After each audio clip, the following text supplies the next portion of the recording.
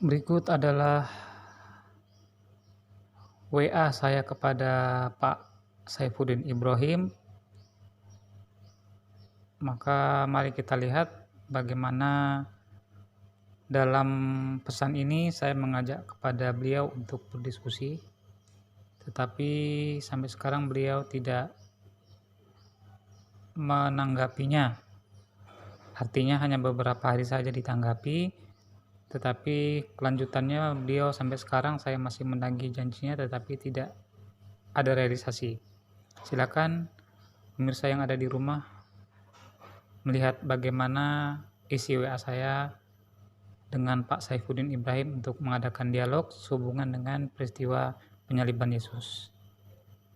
Silakan pemirsa di rumah untuk melihat bagaimana apa kira-kira tanggapan pemirsa yang ada di rumah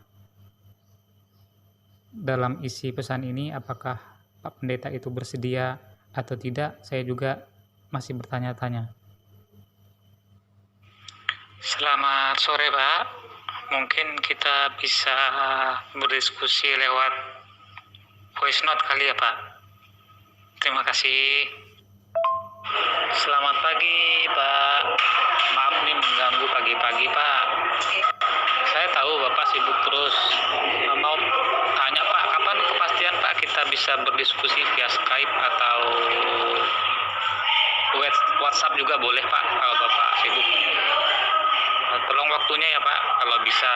Tapi kalau Bapak nggak bisa ya saya tidak memaksa Bapak gitu, tapi tolong informasinya ya Pak. Terima kasih karena saya masih menunggu. Selamat malam Pak Saifuddin, apa kabar Pak? Bagaimana Pak kalau kita membahas tentang penyaliban Yesus, karena penyaliban ini berkaitan erat dengan konsep keselamatan di dalam Kristen. Bagaimana Pak? Terima kasih. Nah, selanjutnya kita lihat bagaimana isi WA selanjutnya dan juga bagaimana isi voice note-nya. Bisa tolong Pak ditunjukkan referensi ayatnya Pak? Nah, berikut referensi yang diberikan oleh beliau.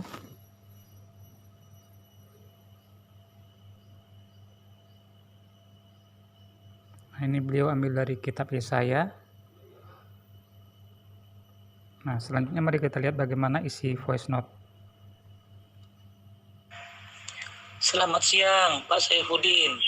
Saya ingin mengkonter pendapat Bapak tentang Mesias, tentang Al-Masih yang katanya sudah dinubuatkan dalam perjanjian lama.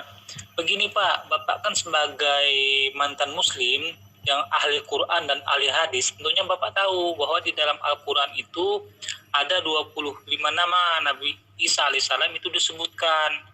Jadi Bapak tidak perlu menjelaskan kepada kami tentang Mesias itu, karena kami dengan pengaruh Nabi Muhammad SAW saja sudah beriman dengan bahwa Isa itu adalah Al-Masih. Begitu Pak. Nah, jadi sehubungan dengan peristiwa penyaliban Yesus ini, saya minta Bapak coba kita fokus saja untuk membahas tentang Yesus ini, karena penyaliban itu adalah merupakan inti dari agama Kristen, karena itu ada hubungannya dengan konsep keselamatan. Begitu Pak, terima kasih. Nah, selanjutnya kita lihat lagi isi dari pesan WhatsApp kami ya. Nah, ini beliau mengatakan penyaliban itu terjadi bukan orang lain yang disalib, tapi Yesus.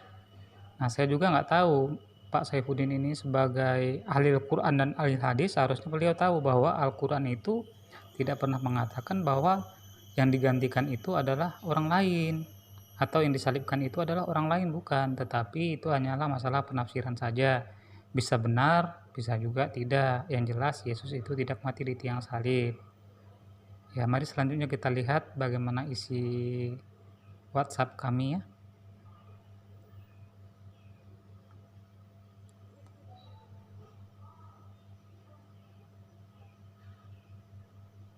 Nah, bagaimana selanjutnya isi dari voice note.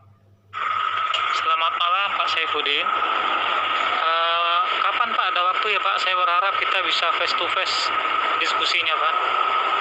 Barangkali ya Bapak bisa tentukan waktu. Saya punya waktu hari Sabtu atau Minggu Pak. Terima kasih.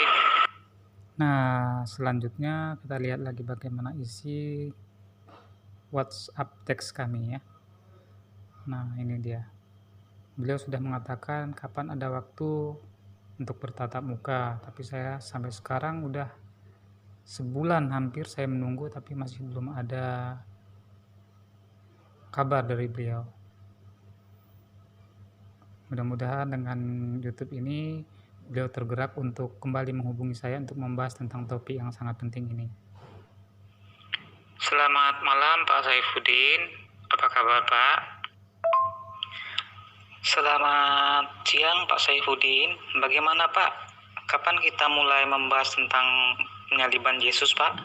Karena saya akan membuktikan berdasarkan dari referensi Alkitab yang Bapak pegang, yang Bapak imani, bahwa Yesus itu tidak mati di tiang salib. Dan saya akan membuktikan bahwa doktrin penebusan dosa sehubungan dengan peristiwa kematian Yesus di palang salib itu adalah merupakan suatu kedustaan yang terbesar sepanjang sejarah peradaban umat manusia. Jadi sehubungan dengan konsep keselamatan, maka konsep keselamatan yang Bapak imani itu adalah palsu. Saya akan membuktikan itu Pak berdasarkan dari referensi Alkitab. Jadi saya sangat berharap sekali bisa berdialog dengan Bapak karena Bapak adalah mengaku sebagai ahli Al-Quran dan ahli hadis. Jadi saya sangat tertarik untuk berdialog dengan Bapak, apalagi sekarang Bapak itu sudah merasa ya pokoknya intinya begitulah Pak, saya ingin berdialog dengan Bapak. Terima kasih Pak. Selamat siang Pak Saifuddin. Bisa Pak kita diskusi hari ini Pak? Karena sudah seminggu nih Pak. Terima kasih. Nah, demikianlah pemirsa yang ada di rumah. Isi WhatsApp saya dengan Pak Saifuddin, tetapi sampai sekarang saya masih terus menunggu. Semoga beliau dalam waktu dekat ini akan menghubungi saya. Terima kasih pemirsa yang ada di rumah untuk supportnya. Terima kasih banyak. Ya, demikian tadi pemirsa yang ada di rumah, singkatnya WhatsApp saya bersama Pak Saifuddin Ibrahim. Dan sampai sekarang beliau belum memberikan tanggapan atas ajakan saya untuk berdiskusi tentang masalah apakah Yesus Kristus atau Isa Al-Masih itu mati di tiang salib. Ya. Jadi kepada siapapun yang ingin berdiskusi dengan saya, terutama orang-orang Kristen, silahkan invite Skype saya pada link yang di bawah ini.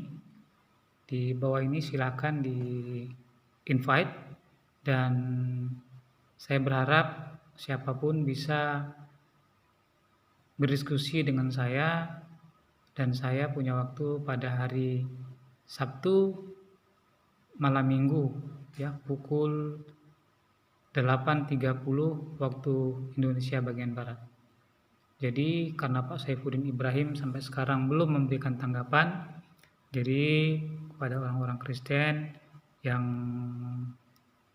bisa untuk membantu beliau, ya mungkin beliau juga belum punya waktu ya, jadi kita hargai saja, mungkin beliau juga belum sempat, ya kita tidak memaksa beliau, ya tetapi kebenaran harus disampaikan ya, karena sesuai dengan apa yang Al-Quran katakan, kebenaran itu adalah datangnya dari Tuhan, maka janganlah kamu termasuk orang-orang yang ragu.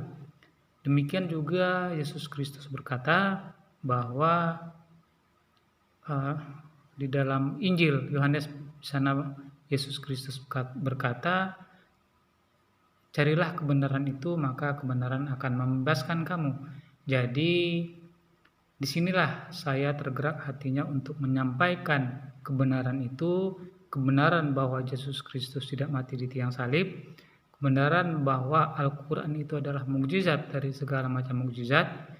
Jadi sehubungan dengan peristiwa penyaliban Yesus yang merupakan inti daripada ajaran Kristen, apakah Yesus itu mati di tiang salib atau tidak, itu adalah suatu berita yang tentu saja harus diuji kebenarannya itu. Dan Al-Quran sebagai final revelation atau wahyu yang terakhir yang disampaikan kepada utusan yang mulia bagi seluruh alam semesta, yaitu Nabi Muhammad Sallallahu Alaihi Wasallam, yang sudah dinubuatkan oleh nabi-nabi sebelumnya, ya, termasuk juga Yesus Kristus atau Isa Masih tentu saja sudah menubuatkan tentang kedatangan Nabi Muhammad. Itu sudah memberikan kepada kita keterangan yang jelas dalam final revelation atau wahyu terakhir, yaitu Al-Quranul Karim, yang merupakan petunjuk tidak saja bagi umat Islam tetapi kepada seluruh umat manusia, walaupun memang Al-Quran itu adalah wahyu ya kepada umat Islam, tetapi peruntukan ataupun risalah yang disampaikan oleh Al-Quran itu adalah kepada seluruh umat manusia. Jadi tentang masalah penyaliban Yesus itu adalah merupakan inti yang sangat dibantah oleh Al-Quran, bahwa sebenarnya Yesus itu tidak mati di tiang salib. Maka ketika Al-Quran mengatakan bahwa Yesus tidak mati di tiang salib, maka kita harus bisa kembali untuk mengkaji apakah benar apa yang disampaikan Al-Quran, karena Nabi Muhammad sendiri tidak pernah menyaksikan kejadian yang sudah berlangsung 600 tahun sebelum kelahiran beliau itu, ya. Jadi tentu saja sesuai dengan keterangan di dalam surat Al-Quran, surat ketiga, ya, surat Al-Imran ayat ke-44 dan surat An-Najm surat ke-53 ayat ke-3 dan 4, bahwa Nabi Muhammad itu adalah menerima wahyu yang diwahyukan kepadanya. Dan juga sesuai dengan keterangan di dalam surat Al-Imran tadi, bahwa Nabi Muhammad itu tidak pernah menyaksikan kejadian yang berlangsung 600 tahun sebelum kelahiran beliau itu, termasuk juga peristiwa-peristiwa yang diberitakan melalui Al-Quran tentang kejadian-kejadian umat-umat terdahulu. Jadi apa yang disampaikan oleh Al-Quran itu adalah suatu mukjizat dari segala macam mukjizat, bahwa Al-Quran itu adalah final revelation atau wahyu yang terakhir bagi seluruh umat manusia. Jadi demikianlah kepada saudara-saudaraku umat Kristiani, berpikirlah keras agar jangan terjebak kepada doktrin penebusan dosa yang sesungguhnya itu adalah suatu kepalsuan, ya, bahwa sebenarnya Yesus Kristus itu tidak mati di tiang salib.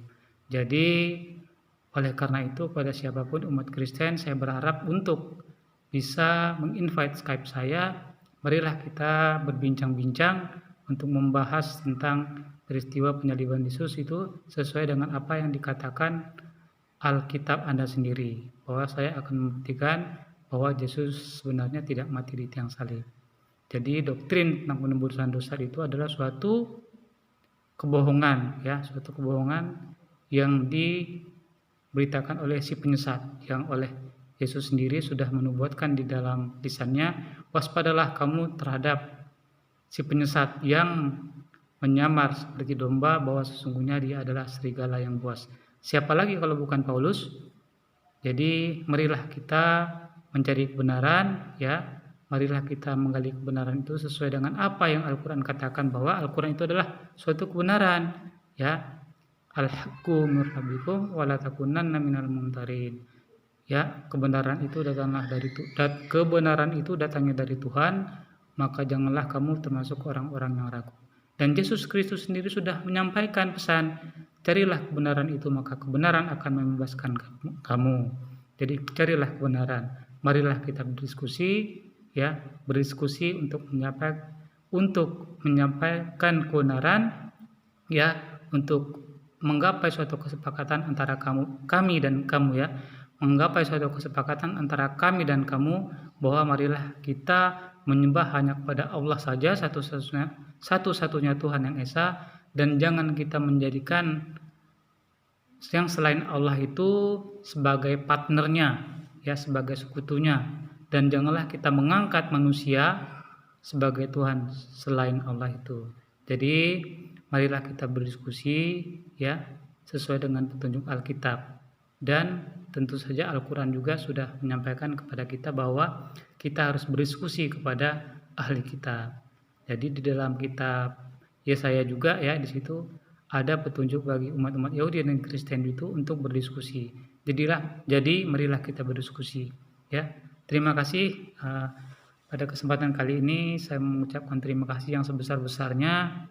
Assalamualaikum warahmatullahi wabarakatuh.